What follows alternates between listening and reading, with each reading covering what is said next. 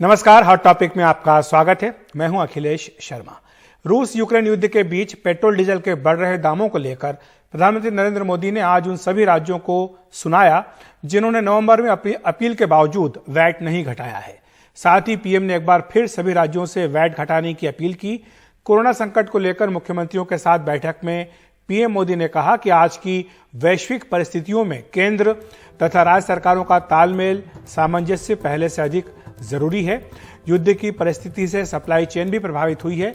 ऐसे माहौल में दिनों दिन चुनौतियां बढ़ रही हैं। पीएम मोदी ने कहा कि पेट्रोल डीजल की बढ़ रही कीमत का बोझ कम करने के लिए केंद्र सरकार ने पिछले नवंबर में एक्साइज ड्यूटी में कमी की थी। तब राज्यों से भी आग्रह किया गया था कि वो अपने यहाँ टैक्स कम करें। कुछ राज्यों ने तो अपने यहाँ टैक्स कम कर दिया, लेकिन कुछ राज्यों ने अपने लोगों को इसका लाभ नहीं दिया है। पीएम मोदी ने कहा कि उनका आग्रह है कि देश हित में राज्य भी टैक्स कम करें, तो इससे जनता को फायदा मिलेगा।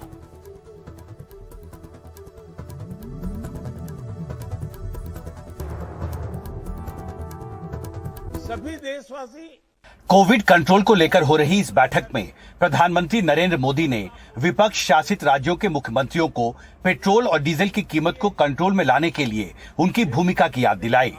प्रधानमंत्री ने कहा कि कोविड के लंबे संकट से हम सब ने मिलकर लड़ा और अब युद्ध जैसे हालात में हमें आर्थिक मोर्चे पर भी मिलकर काम करना चाहिए। देशवासियों पर पेट्रोल डीजल की बढ़ती कीमत का बोझ कम करने के लिए केंद्र सरकार ने एक्साइज ड्यूटी में कमी की थी। पिछले नवंबर महीने में कम की थी। केंद्र सरकार ने राज्यों से भी आग्रह किया था कि वो अपने यहां टैक्स कम करे और ये बेनिफिट नागरिकों को ट्रांसफर करे। इसके बाद कुछ राज्यों ने तो भारत सरकार की इस भावना के अनुरूप यहां टैक्स कम कर दिया, लेकिन कुछ राज्यों द्वारा अपने राज्य के लोगों को इसका कोई लाभ नहीं दिया गया। इस वजह से पेट्रोल डीजल की कीमतें इन राज्यों में अब भी दूसरों के मुकाबले कहीं ज्यादा है। प्रधानमंत्री ने बीजेपी शासित राज्यों का नाम लेकर कहा कि किस तरह नवंबर में उन राज्यों ने कीमत कम करने के लिए वैट कम किया, जिसकी वजह से उन्हें हजारों करोड़ का राजस्व का नुकसान उठाना पड़ा। दूसरी तरफ जिन राज्यों ने वैट नहीं घटाए, उन्हें हजारों करोड़ ज्यादा मिले। कर्नाटका ने टैक्स में कटौती नहीं की होती तो उसे इन 6 महीनों में 5,000 करोड़ रुपए से ज्यादा का राजस्व मिलता। गुजरात ने भी टैक्स कम नहीं किया होता तो उसे भी 3,500-4 हजार करोड़ रुपए से ज्यादा का राजस्व और मिलता। मैं यहां किसी की आलोचना नहीं कर रहा हूं। प्रधानमंत्री ने संघ और राज्य के बीच सामंजस्य की दुहाई देते हुए कहा कि वो किसी की आलोचना नहीं कर रहे हैं। What kind of a cooperative federalism which only has a one-way traffic? वो किस तरह की सहकारी संघवाद के बारे में सोच रहे हैं? सहकारी संघवाद एक दो तरफा रास्ता है। उन्हें अपनी किताबों को पढ़ना चाहिए। उन्होंने ईंधन के दामों के बढ़ने से 26 लाख करोड़ रुपए कमाए हैं। क्या ये बात उन्होंने किसी को बताई? Has he shared it? रूस यूक्रेन युद्ध की वजह से अंतर्राष्ट्रीय तेल बाजार में कच्चे तेल की कीमतों में उथल-पुथल जारी है और कच्चे तेल की कीमतें ऊंचे स्तर पर बनी हुई हैं।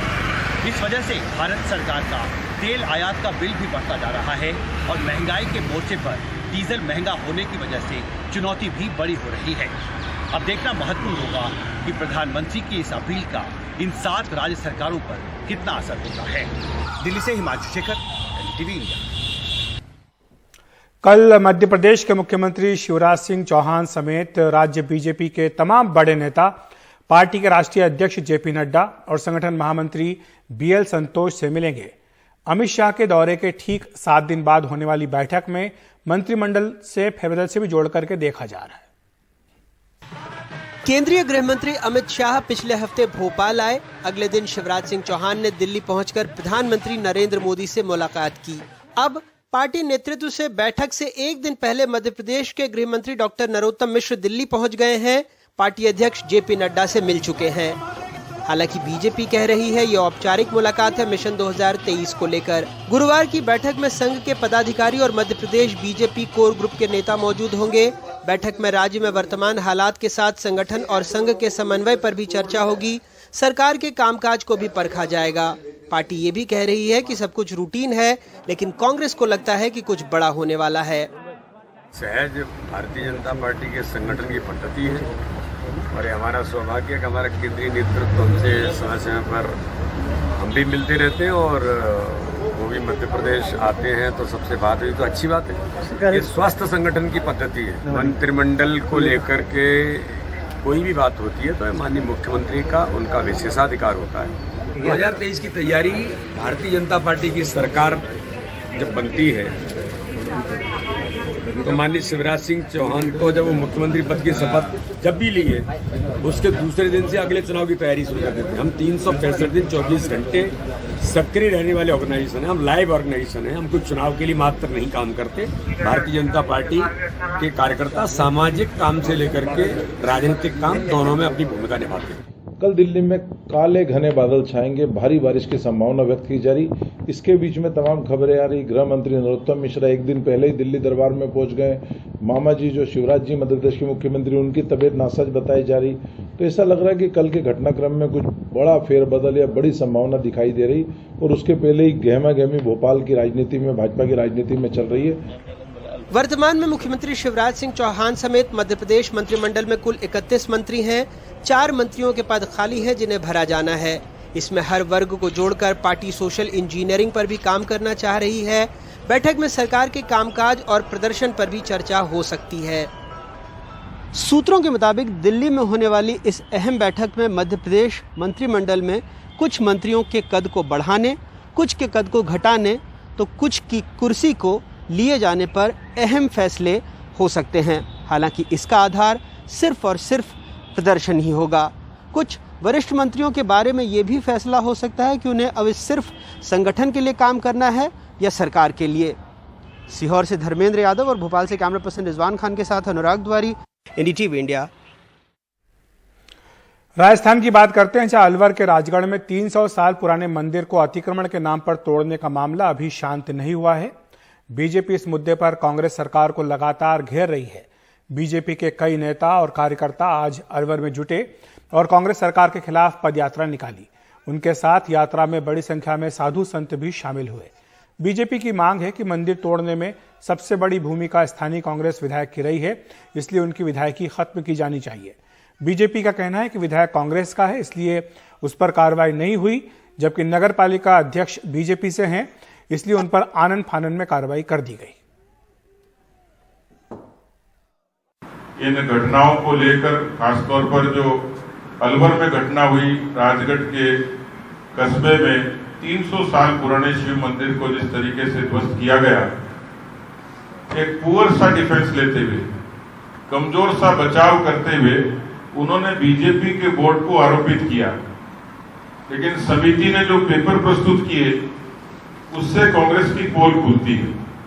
इसलिए 5 तारीख को, 5 मई को भारतीय जनता पार्टी अलवर में राजगढ़ की घटना को लेकर एक बड़ा प्रदर्शन वहां कलेक्ट्रेट पे करेगी।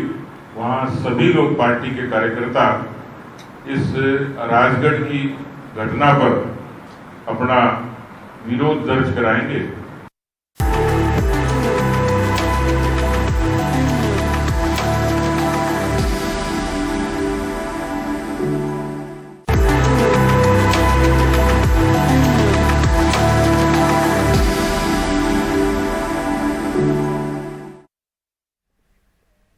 कांग्रेस ने पंजाब और हिमाचल प्रदेश के बाद अब हरियाणा में भी अपनी राज्य इकाई में बड़ा बदलाव किया है।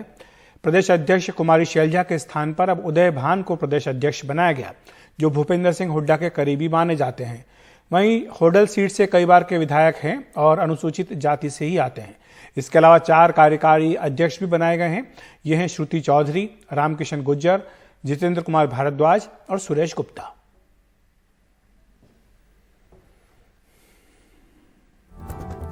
कांग्रेस नेतृत्व का धन्यवाद करना चाहता हूं, श्रीमती सोनिया गांधी जी का, राहुल जी का, प्रियंका जी का, जिन्होंने